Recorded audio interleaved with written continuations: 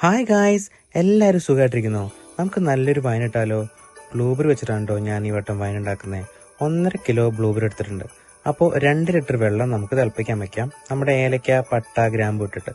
അപ്പോഴേക്കും നമുക്കിതൊന്ന് ഉടച്ച് വെക്കാം. വെള്ളം തിളച്ച് കഴിയുമ്പോൾ ഈ ഉടച്ച ബ്ലൂബെറി അതിലിട്ടിട്ട് നന്നായിട്ട് തിളപ്പിച്ച് ചൂടാറ്റാൻ വെക്കുക.